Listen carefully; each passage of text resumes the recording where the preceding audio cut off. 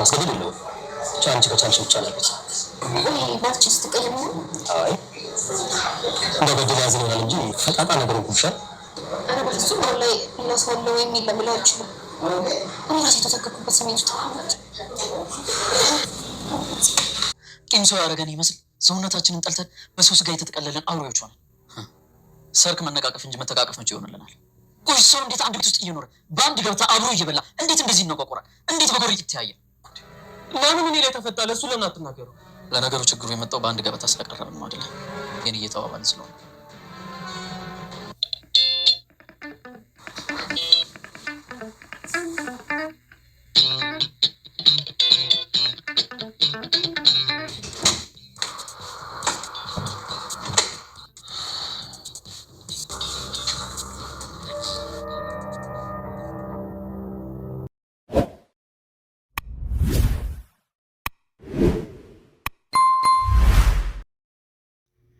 መድብል ለትህትና የራት ግብዣ ቢያቀርብላትም ትህትና ግን የመድብልን የራት ግብዣ ውድቅ አርግተዋለች። መድብል ትህትናን የወደዳት ይመስላል። ነገር ግን በእድሌ አዝናለሁ በማለት ስሟ ወጥቷል።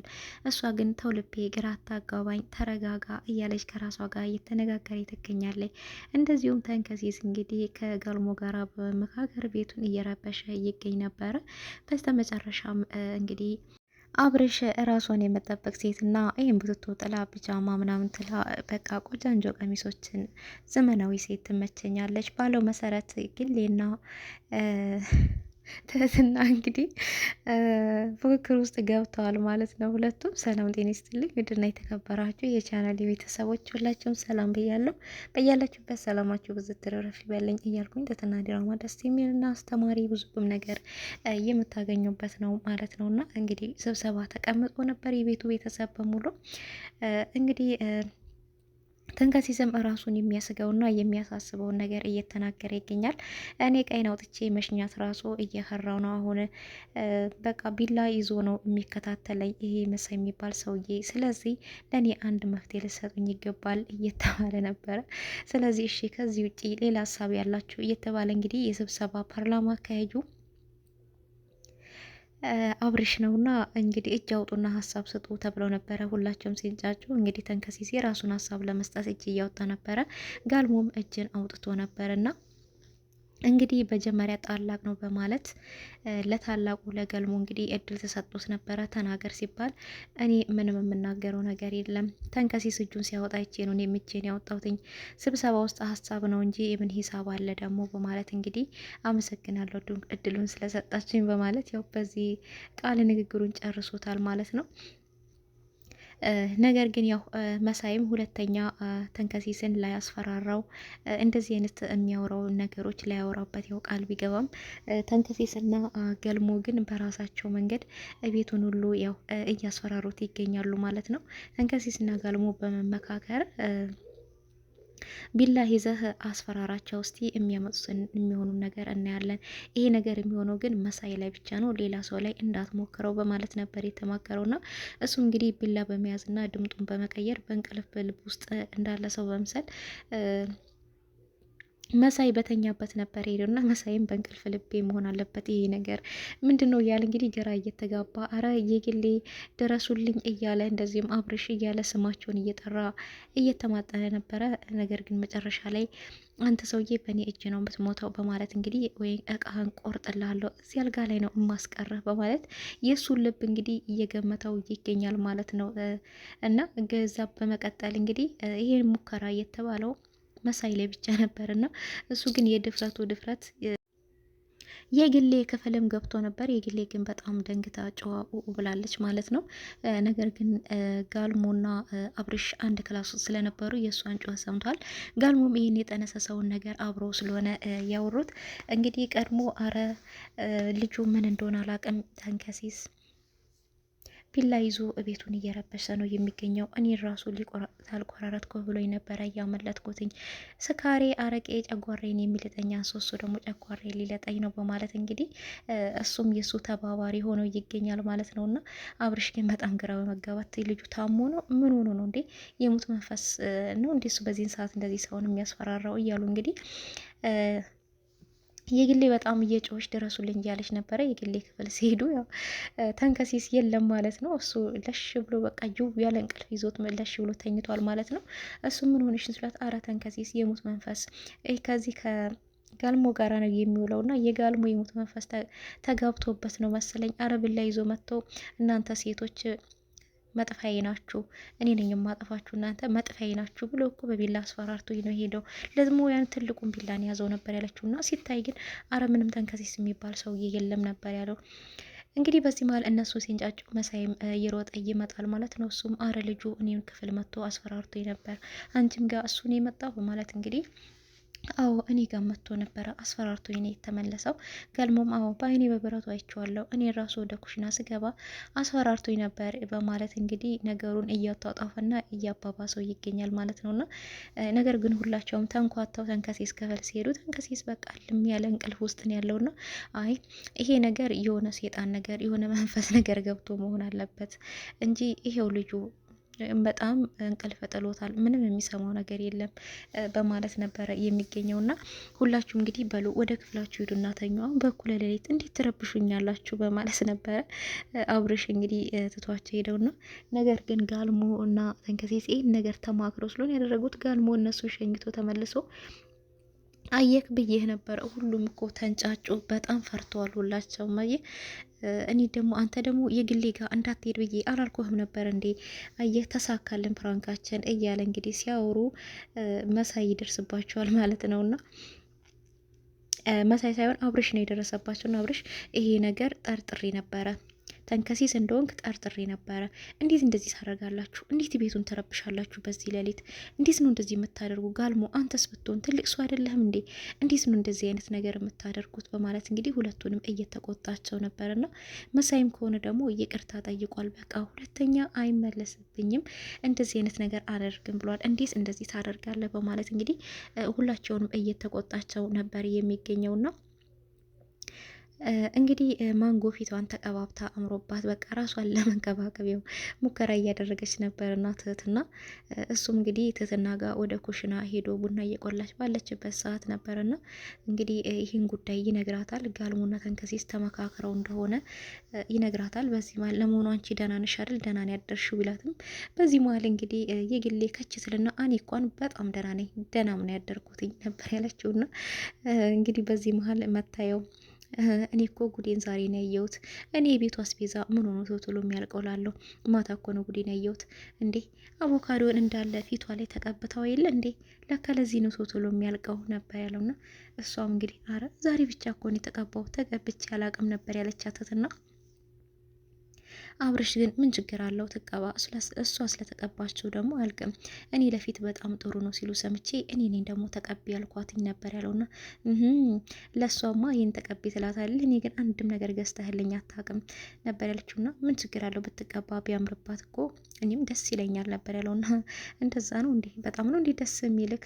አዎ በተለይ ራሷን የምትጠብቅ ሴት በቃ ልብሷን ጥሩ ልብስ የምትለብስ በጣም ደስ ትለኛለች ነበር ያለውና አንቺ እንደ ዘመናዊ ሴት እያጫወተሽ ነው፣ የመጣሽበትን አትርሺ፣ የመጣሽበትን መርሳት ዋጋ ያስከፍልሻል ነበር ያለቻትና ጭራሽ ዘመናዊ ሴት ወዳለው እያልክ ነው? አይ በጣም ጥሩ ነው፣ እንደዛ ከሆነ ተዛለቅናት እያለች እንግዲህ እየዛተችባቸው ነበረና ትህትና ግን እውነትና ብርሽ ዘመናዊ ሴት ራሷ የምትጠብቅ ሴት ደስ ትልሃለች ነበር ያለችውና አዎ እውነቱን የነገርኩሽ በማለት ነበረ ትቷቸው ይወጣና እንግዲህ ትህትናም ቀጠሮ ነበረባት ከመድብል ጋራና መድብል ጋር እንግዲህ ውጪ ላይ ተገናኝቷል። መድብል ደስ የሚሉ ለራት ግብዣ የሚሆኑ ልብሶችን ገዝቶ አምጥቶላታል።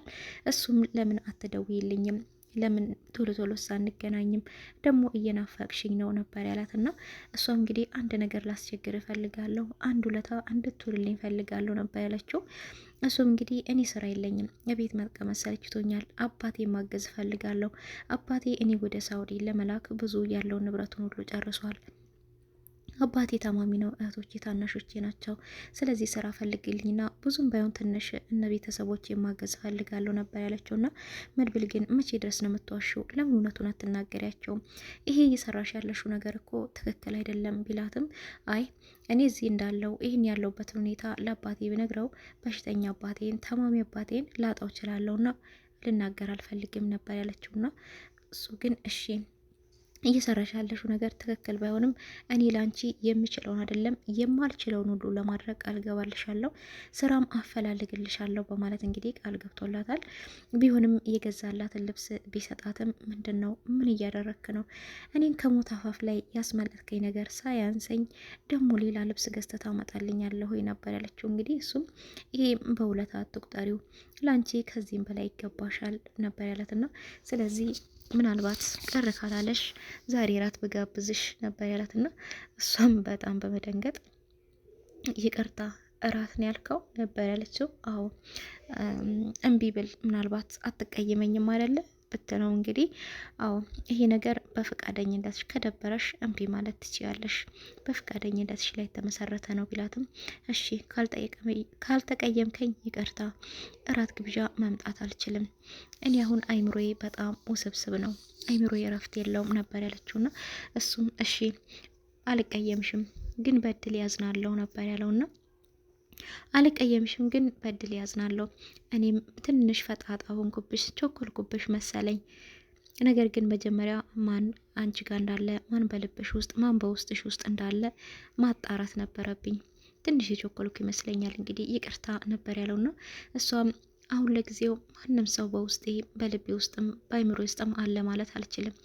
እኔ ራሴ አሁን ህይወት ተሳስባብኝ ልቤ ግራ ገብቶት የሚይዘውን የሚለቀውን አጥቶ በጣም ግራ የተጋባው ሰው ነኝ። በጣም መረጋጋት ያስፈልገኛል ነበር ያለችውና እሱም ይቅርታ ቀስ ብለሽ ተረጋጊ፣ በቃ ችግር የለውም ነበር ያላትና እሷም እንግዲህ በተደጋጋሚ በጣም ይቅርታ መድብል ግብዣ ላይ ባለመገኘት ነበር ያለችውና እንግዲህ እሱም ችግር የለውም ከተቀየምሽኝ ደግሞ ይቅርታ ግን አትጥፊ ደውይልኝ በማለት እንግዲህ በፍቅር አይን እያያት ጉንጮቿን ሳም ሲያደርጋት እንግዲህ በጣም ነበር የደነገጠችውና መድብል በቃ ከኔ ፍቅር ይዞታል ማለት ነው። ምን እየተካሄደ ነው? እኔ እኮ ልቤ በጣም ግራ በመጋባት ላይ ነው ያለው። አሁን ማን ነው የሚመርጠው? ምርጫዬ ማን ነው የሚሆነው? መድብል ነው የሚመርጠው ወይስ ጋልሞን ነው የምመርጠው ወይስ አብርሽ ነው የምመርጠው? በጣም ግራ ተጋብቻለሁ እያለ ትገኛለች። ትትና እንግዲህ በጣም ግራ ተጋብታለች። ማን ነው ምርጫዋ? እንግዲህ እሷ ጋልሞን የራሷ ለማድረግ እያሰበች ነበር። ምክንያቱም እሷ ካቀረበችለት ፈተናው 100% ያለፈው ጋልሞ ነው። አብርሽና መድብል ከፈተናው ወድቀዋል ማለት ነው። እንግዲህ በጥቅማ ጥቅምና በአንዳንድ ነገሮች ያው ለማለፍ እየሞከሩ ነው እንጂ ጋልሞ ግን ያው በአግባቡ ፈተናውን አልፎታል ማለት ነውና እንግዲህ ትህትና ይሄንን ብላ ተሰናብታ ወደ ቤት ያው ተመልሳለች ማለት ነው። የግሌም ያው ዘመናዊ ሴት ደስ ይለኛል ስላለ አብርሽ ያው ሽርብትን ብላ ለብሳ ምናምን ወደ እነሱ እያመራች ትገኛለች። የሁሉም ሰው አይን የወንዶቹ አይን እንግዲህ እያረፈባት ይገኛል። ትህትናም ደግሞ አንዴ ሲያገጣጥም መድብል የገዛላትን ልብስ ያው አምሮባት ሽክን ብላ ምናምን ወደ እነሱ ትሄዳለች። ለምርጫ ተጋብተዋል፣ ግራ ተጋብተዋል። አብርሽም እንግዲህ አይኑ ፍጥጥ ብሎ ነው የቀረውና እንዴ እነኚህ ሴቶች ራሳቸውን ሲጠብቁ ለካ በጣም ያምራሉ እንዴ እያለ ነው የሚገኘው። ተንከሲስም መሳይም እንግዲህ በጣም በሚገርም ሁኔታ እየተመለከቷቸው ነበርና አንዳንድ ጊዜ ልብስ ሰውን ሰው ያስመስላል ማለት ነውና ኩሽና ውስጥ ሲቆሙ አንዳንድ ጊዜ የቤት ውስጥ ልብስ ሲለብሱ በጣም የሆነ ኩስስ ያሉ ምናምን በቃ ውበታቸው አይታይምና ብዙ ሴቶች አንዳንድ ጊዜ ደግሞ እንደዚህ ለብሰው አምሮባቸው ራሳቸውን ጠብቀው ሲታዩ ውበታቸው ሁሉ ጎልቶ ይታያል ማለት ነው። ያኔ ደግሞ በቃ ሁሉም ሰው አይኑን ልቡን ወደ እነሱ ይመልሳል ማለት ነውና መጨረሻ ላይ ግን ትህትናና የግሌ ለምርጫ ግራ እንዲያጋባ አርግተው እንግዲህ ተመካክረውም ሊሆን ይችላል። ሁለቱም ያው ለባብሰው ምናምን አምሮባቸው ያው በተለያየ በርም ቢገቡ ግራ አብርሽ ግራ እንዲጋባ አርግተውታል ማለት ነውና አብርሽ እንግዲህ ከፈራችሁ ከኔ ጋር እደሩ ዛሬ ሲላቸውም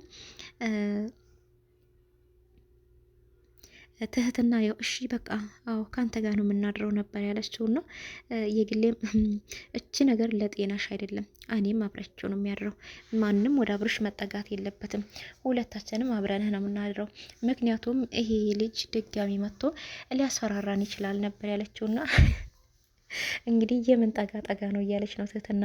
የምን ጠጋ ጠጋ ነው አብርሽዬ፣ ማንም እንዳይነካብኝ እኔ በአብርሽ አልደራደርም እያለች ትገኛለች። እና ትህትናም ግን ያው አብርሽን ብትወደውም ይሄ ነው ብላ ያው አፍ አውጥታ አትናገርም። ምክንያቱም ወንድሟም ሊሆን ይችላል ማለት ነው።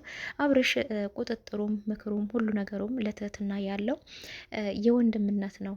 አንዳንድ ጊዜ ብቻ ሳስበው ወንድሟ መሆኑን ልቡ ይወቅ ውስጡ ይወቅ አላቅምና ቁጥጥሩ የሚያደርገው ነገር ሁሉ ለትህትና የወንድምነት ነው የምናየውና እንግዲህ ከትህትናና ከግሌ ማን ያሸንፍ ይሆን? እንግዲህ ሁለቱም ተጋብጧል ማለት ነው። የአብርሽ ምርጫ ግን ያው ብዙ ጊዜ እንደምናየው ትህትና ናት ማለት ነው። ግሌን ያው አንቺ ጥሩ ሴት ነሽ፣ በቃ ግልጥ ነሽ፣ እንደ እህቴ ነሽ ነው የሚላት እንጂ በጣም ወድሻለሁ፣ አከብርሻለሁ የሚለውን ቃል ነው እንጂ አፈቅርሻለሁ የሚለውን ቃል አንድም ቀን ነግሯት አያውቅምና የግሌ ግን በቃ እህት ብቻ፣ በቃ መውደድ ብቻ፣ በቃ ማክበር ብቻ ይሄ ነው ሌላ የለም እያለችው እንግዲህ በተደጋጋሚ ለማወጣጣት እየሞከረች ነው ማለት ነውና እንግዲህ ትህትና ድራማ ደስ የሚልና አስተማሪ ብዙ ቁም ነገር የምንጨበጥበት ነው ማለት ነው። ትህትና ከዛ ሁሉ ፈተና ውስጥ ከሞት አፋፍ ላይ ከሽርፍራፊ ሰከንዶች ውስጥ ከሞት ያስመለጣት መድብል ነውና ትህትና የማን ትሆን ይሆን? ግሌስ አብርሽስ ምርጫው ማን ይሆን የሚለው እንግዲህ ሁሉንም አብረን የምናይ ይሆናል ማለት ነው። የዛሬ ቪዲዮ ይህን ይመስላል። ወዳችሁና ፈቅዳችሁ ስለምትከታተሉኝ ሁላችሁንም ከልብ አመሰግናለሁ። በቀጣይ ቪዲዮ እስከምንገናኝ ድረስ ቸር ሰንብቱልኝ። አዲስ የሆናችሁ ሰብስክራይብ፣ ነባሮች ደግሞ ላይክ እያደረጋችሁ አበረታቱኝ። ሁላችሁንም ከልብ አመሰግናለሁ።